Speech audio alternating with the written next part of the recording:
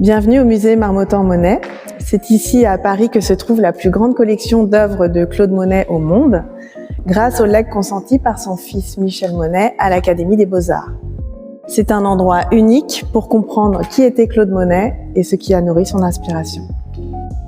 Il se fait remarquer grâce à ses caricatures, mais c'est à 17 ans qu'arrive sa véritable révélation lorsqu'il rencontre le peintre Eugène Boudin. Boudin l'emmène peindre dehors, face à la mer, face au ciel, face à la lumière changeante. Et Monet comprend que c'est là, en plein air, qu'il souhaite peindre la nature, au plus près du motif, pour mieux retranscrire ses émotions et sans filtre intermédiaire entre lui et ce qu'il voit. Il part se former à Paris, où il rencontre toute une génération de jeunes peintres comme Renoir, Pissarro, Sisley, Basile, qui comme lui veulent réinventer la peinture.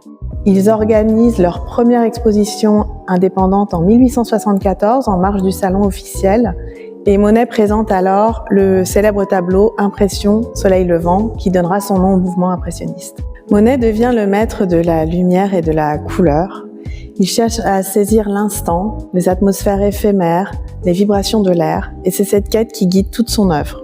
Cette recherche atteint son apogée à Giverny où il s'installe en 1883. Dans ses jardins qu'il façonne lui-même comme une œuvre vivante, Monet trouve une véritable source d'inspiration. Le bassin en aphéa devient son motif préféré. Jour après jour, il observe les variations de la lumière, les nuances infinies de l'eau et les reflets des arbres et des fleurs dans l'eau. Ces nymphéas comptent aujourd'hui parmi les ensembles les plus célèbres au monde et représentent un véritable aboutissement de sa recherche picturale. En 1926, à la mort de Claude Monet, son fils Michel hérite de la propriété de Giverny et de toute la collection de tableaux qui se trouve dans la maison.